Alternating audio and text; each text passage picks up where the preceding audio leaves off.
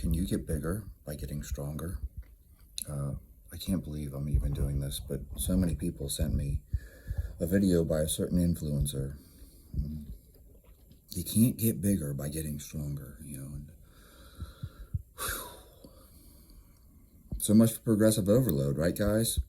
So here's the deal. Can you get bigger by getting stronger? Obviously, yes.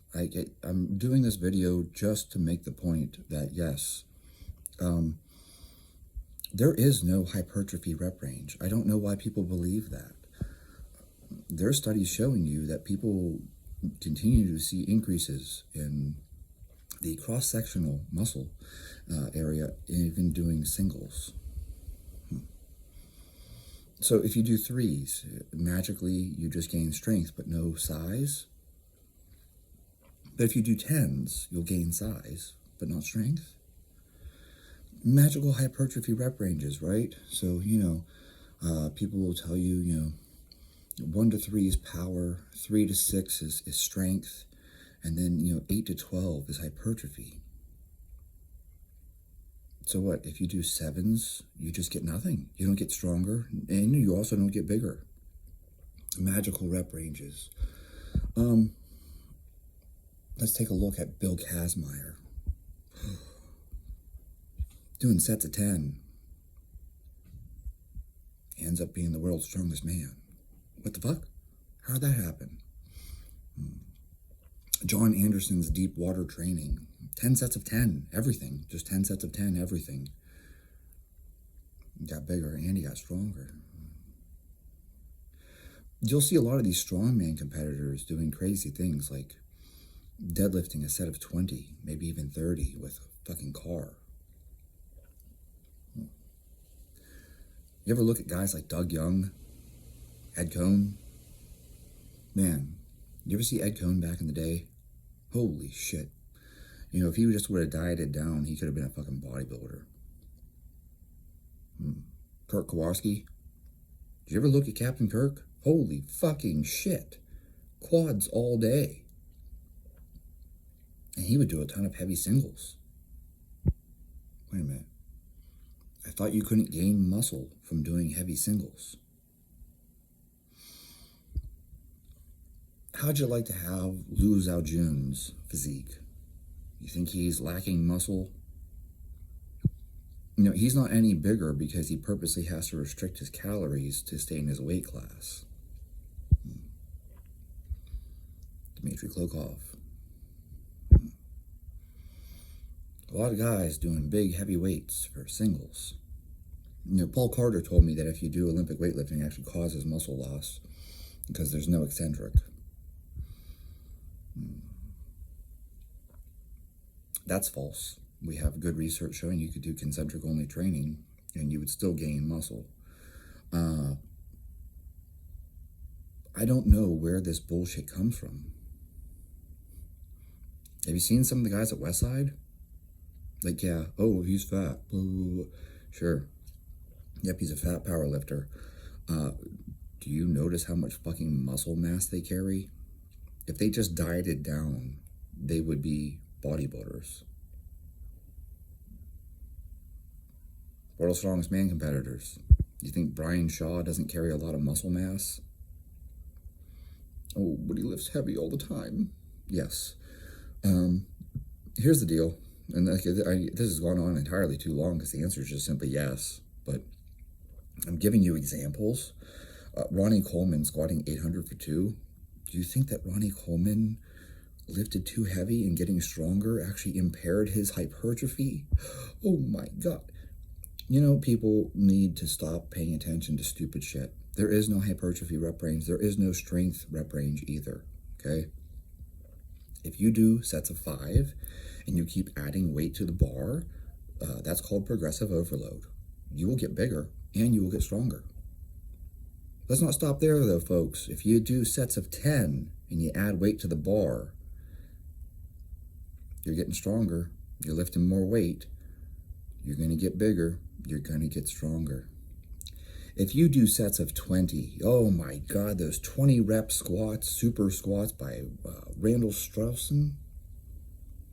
Is that who wrote that book? Super squats. Sets of 20. Guess what, folks? You're going to get bigger. You're going to get stronger. You ever do Mass Made Simple? Mass Made Simple is a Dan John program. You do these 20 rep squats and you get bigger and you get stronger. The hell? I thought there's a magical hypertrophy rep range, but there isn't. Check out hypertrophy clusters, 8 sets of 5, and then you work your way down. And phase 3 is 12 sets of 3, and yet you'll get hypertrophy gains and you get stronger. By the way, Jake Tura, hypertrophy clusters, that is based on an actual study. You guys can go find the study and go read it. 8 sets of 5 is superior to 4 sets of 10 for both strength and hypertrophy. Uh-oh. What happened to that magical 10 rep hypertrophy range? I don't know what to say anymore. Whenever these people, it's their expertise, right? Oh, they're an expert, and therefore what they say is correct, even when it's incorrect. And if you guys want, I'll slap doctor in front of my name. I'll go ahead and start writing my name as Dr. Chad Chili, DSC. If that makes you feel better, we can start just putting DS after my name. We can start putting DSC after my name, and now you can be like, oh, I learned it from a doctor. Not that has anything to do with anything, because for all you know, I could have a doctorate in feng shui. I could have a PhD in neurobiology, which has nothing to do with exercise physiology. I could have an MD and be a fucking gastroenterologist. Would that make me an expert in muscle physiology? Would that suddenly make the things I say automatically correct even when I'm incorrect? No, folks, there is no hypertrophy rep range. In fact, there's studies showing extreme stretching in pigeons. Jose Antonio. Extreme stretching in pigeons caused hypertrophy. How many reps were they doing? 1. What is lifting weights but stretching under load? Okay? You do a heavy squat, it's stretching your quadriceps under load. Oh, shit. You ever do super maximal eccentrics? You take 120% of your 1 rep max and you just lower it as slow as you possibly can. You can do maybe 4 reps of that and your legs are fucking fried and they grow. What the? But you just did 4 singles. That shouldn't grow, yeah. Because it's not the magical hypertrophy rep range of 8 to 12. I don't know where this bullshit comes from. I really don't. I don't understand why it persists. I do know where this bullshit comes from. This bullshit comes from very poorly designed, poorly conducted studies on untrained college males who are just starting to lift for the first time. And I try to point out to people the benefit to them doing sets of 10 and sets of 12 is the fact that they're practicing the movement that they're already bad at.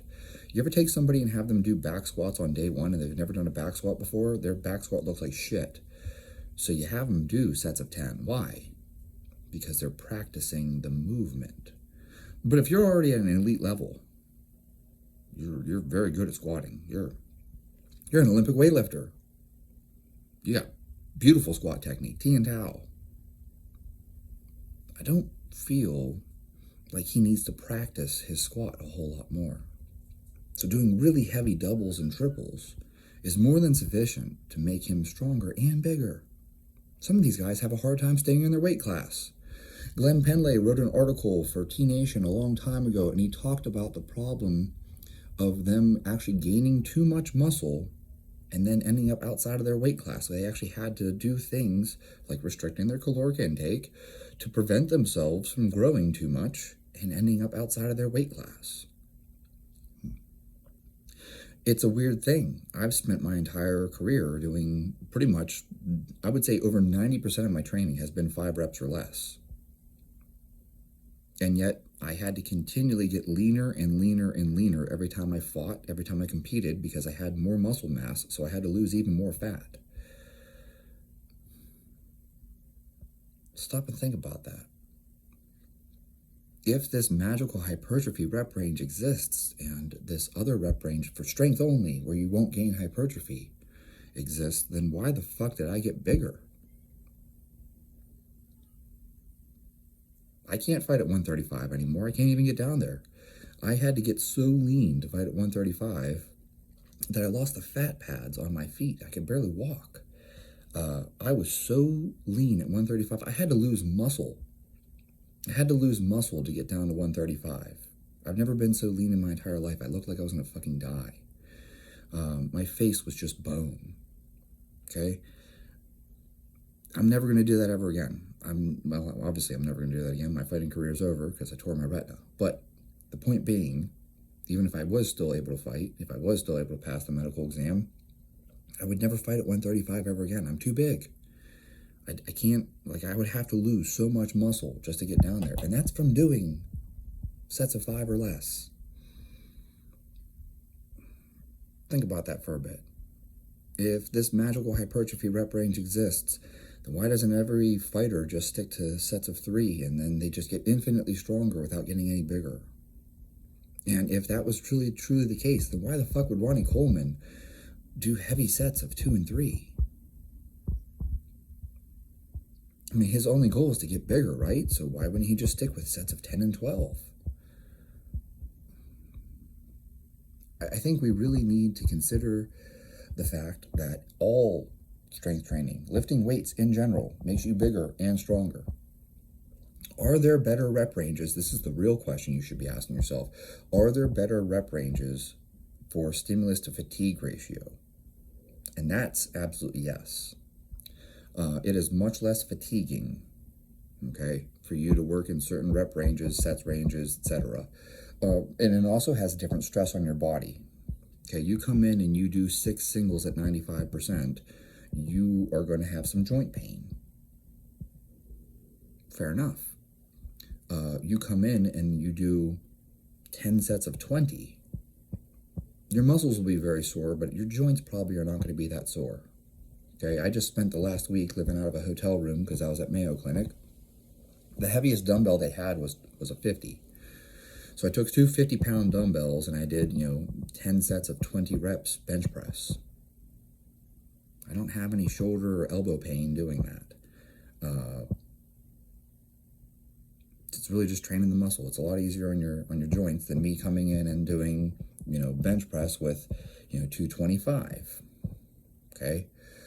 Squats. I was taking those 50-pound dumbbells and just holding them, almost like a front rack position and doing 10 sets of 20 squats or 10 sets of 20. I was, breaking these things up in different ways, 10 sets of 20 Dimmel deadlifts, stuff like that, because what am I going to do? I got 50-pound dumbbells. I just have to do volume. It's not like I can go heavier. That's the heaviest dumbbell they have. No joint pain.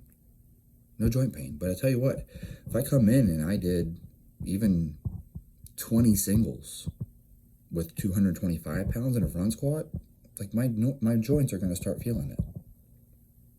It's just the way it is. Load has a different effect on your joints. Now, your quads will still be sore. Go ahead and do 20 squats with 225. Your front squats. You'll feel it in your quads. You're also going to feel it in your patellar tendon. Maybe your hips, And now go do, 10 sets of 20 with a 50-pound dumbbell goblet squat.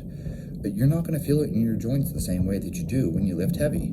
This is why I don't max out hardly ever anymore. Once every few years, I max on a deadlift, and not even really. I've never missed a deadlift, so I don't even risk failure. I'll pull 455 for a single. Okay, but man, my joints hurt afterwards. My max front squat, the last time I tested it, I did a 355.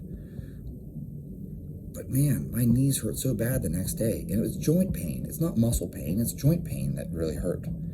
Are my muscles sore? Yes, my muscles were sore. But the joint pain is there. Gosh, there's a point where you have to start playing the game of figuring out how heavy can you go without causing joint pain to really fry the muscle. And that might mean you're doing sets of 5. But the point that I'm trying to drive home here is that even the sets of 1, sets of 2, sets of 3, if you're doing enough of them, if you're getting enough volume in, and you're going heavy, you're still getting hypertrophy. Now, stimulus to fatigue, stimulus to soreness, for instance, those are things that we can discuss.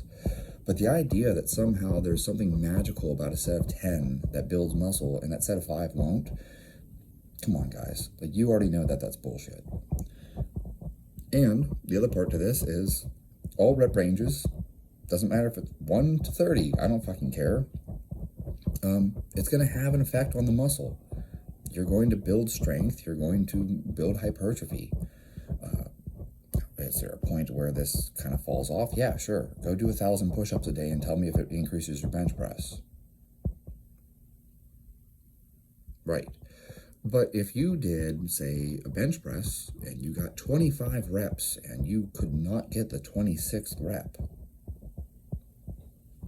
that's probably going to have a lot of carryover to hypertrophy and strength. You're not going to see a guy who can squat 500 pounds for a set of 20 who doesn't have big fucking legs, and he's real strong on singles too. So I don't know why this persists. This is all I'm trying to do, though, is just clear up the fact that yes, getting stronger will also make you bigger.